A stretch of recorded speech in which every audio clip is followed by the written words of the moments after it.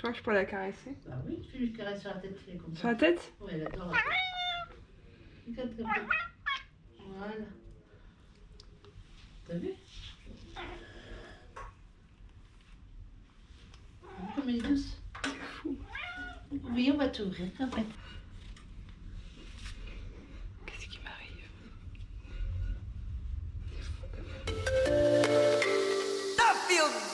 Révélateur de bonne humeur, cache pas ta joie.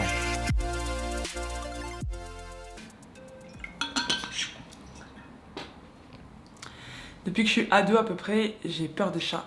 J'ai une peur qui est complètement irrationnelle, mais qui est assez paralysante. J'ai peur quand je vois un chat, j'ai peur quand je l'entends, j'ai peur qu'il me vienne dessus. Il y a quelque chose qui me dégoûte même dans l'image d'un chat, au point que je fais des cauchemars où il y a des chats qui viennent sur moi. Si un chat me frôle, me touche, je peux me mettre à pleurer. Même une image de chat, ça m'a déjà fait pleurer. C'est un truc qui est assez présent dans ma vie finalement. Pourquoi j'ai peur des chats? Je saurais jamais complètement. Moi, ma théorie, c'est que c'est une peur qui est inconsciente et héréditaire. Savoir que ma grand-mère paternelle avait la même peur. J'ai jamais pu en parler avec elle puisque je l'ai su bien longtemps après sa mort. Donc, qu'est-ce que j'ai fait pour ne plus avoir peur des chats?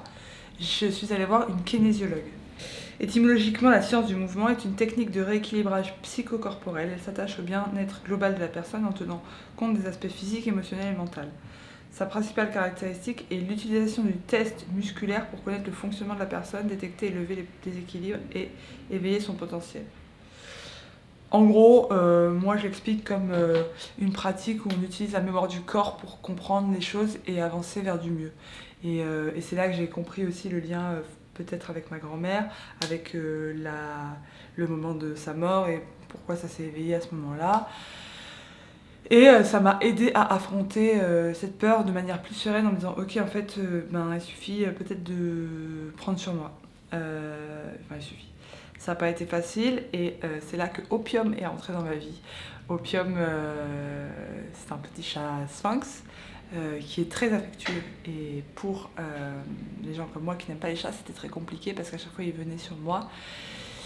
Et la première fois que je l'ai vu, il revenait tout le temps sur moi et je me suis dit que c'était peut-être l'occasion. J'avais déjà vu la kinésiologue une fois, donc je suis restée et je me l'ai laissé aller sur moi.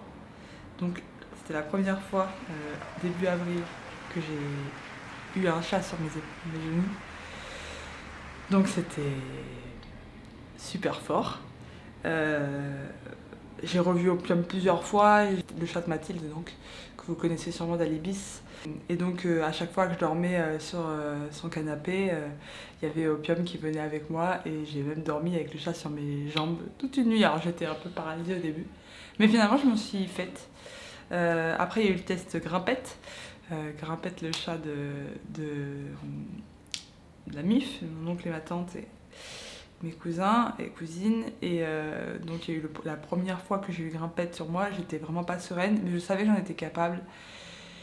Et j'avais envie de le faire et je pense que c'est quelque chose d'important, j'avais envie de le faire et j'avais fait la démarche et je pense que la kinésiologie ou toute sorte d'accompagnement, ce qui est important c'est de faire la démarche d'y aller et de se dire qu'on est capable de dépasser cette peur-là. Donc voilà, et finalement ça n'a pas été plus que ça. Je pensais faire une grande vidéo et tout mais c'est pas plus que ça, c'est un chat quoi. Enfin, bon. Donc voilà comment j'ai vaincu ma peur avec Opium, avec Grimpette, avec la kinésiologue et avec moi-même en fait. J'avais juste besoin de prendre, de le décider et pas toute seule. Enfin je l'ai pas décidé toute seule, enfin j'ai décidé toute seule et j'ai décidé de me faire accompagner et je me suis dit ok. Ben voilà, une fois que c'était fait, je me suis dit ok c'est bon, j'ai plus peur des chats. J'ai caressé Grimpette et je dis pas que je serais pas toujours hyper à l'aise avec les chats. Mais en tout cas, je suis capable d'être dans une pièce où il y a un chat sans être en stress. J'ai vu des fois maintenant quand je vois des chats, ok, il y a un chat. Avant, j'avais le cœur qui s'emballait et tout. Là, il y a un chat, quoi. Et c'est fou parce que c'était un truc qui était hyper présent dans ma vie, et là maintenant que c'est parti, c'est ah oui d'accord. C'est beaucoup moins un événement que quand j'avais peur en fait. Je crois que ce que je voudrais partager comme message avec cette vidéo, c'est que on a tous des peurs. Salut les amis, je suis en train de préparer la vidéo sur la peur des chats, celle dont je parlais à la fin d'Alibi 8. Et du coup, je vais vous demander de me partager vos peurs là dans la boîte qui va suivre. Mais il va y avoir deux sortes de peurs. Il y aura les petites peurs et les grandes peurs. Je vous explique mieux. En gros, là, les petites peurs, c'est les peurs de choses matérielles, genre les chats, les araignées, les choses comme ça. Et, story suivante. Maintenant, dans cette boîte, vous mettez les peurs plus métaphysiques. Moi, par exemple, j'ai peur de perdre mes proches, j'ai peur de la maladie, bref, c'est des exemples. Mais donc, distinguez les deux peurs et dites-moi, balancez votre peur. Il y a suffisamment de choses dont on a peur qui peut-être méritent d'avoir peur, genre la mort, la solitude, la maladie. Ça, c'est des vrais trucs pas cool. Et à côté, il y a ces petites peurs-là qui finalement nous encombrent, et si on peut ne pas s'encombrer de ces choses-là inutiles, autant le faire, je trouve. Ça, c'était le premier message. Et le deuxième message, et ça c'est pour toutes les peurs en général, c'est en fait, on a peur tout le temps. Moi, les gens me disent parfois que je suis courageuse ou quoi, ça n'empêche pas la peur. Mais la peur, elle ne doit pas être bloquante, en fait. C'est pas grave d'avoir peur, mais le problème d'une peur, c'est quand elle nous bloque pour faire des choses. Voilà, c'est le message que je voulais apporter. Moi, ma peur des chats, elle me bloquait en fait. Elle me bloquait pour être à l'aise dans plein d'endroits. Elle me bloquait parce que je faisais des cauchemars avec des chats.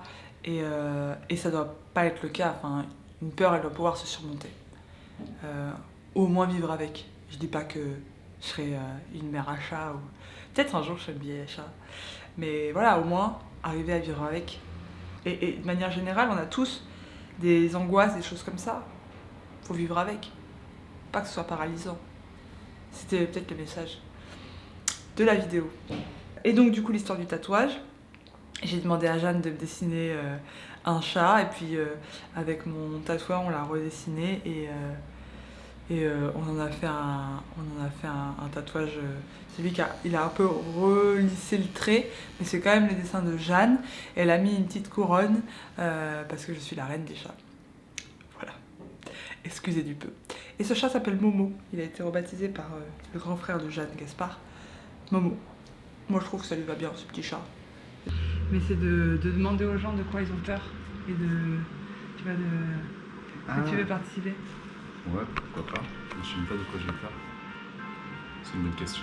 Franchement, on va dire que j'ai pas peur de la mort. C'est pas un truc qui me fait peur. Ok. La peur de manquer. La peur de manquer ? La peur de manquer, ouais. De manquer de quoi ? Me retrouver en fait démuni. Mes parents sont réfugiés politiques, et en fait on a vécu d'une certaine manière conditionné sur le fait qu'on peut tout perdre à chaque instant. Elise, qu'est-ce que tu es en train de faire ? Tu serais pas en train de caresser un chat ? Bon, un doigt, hein. Tu peux peut-être mettre plusieurs doigts. Waouh. C'est hyper bizarre parce que ça m'a tellement traumatisé des années que là, genre, limite, ça c'est trop bizarre que ça... Genre dans ma tête, le jour où ça allait arriver, j'allais chialer et tout, tu vois. Et... Oh, il glisse. Et en fait, genre...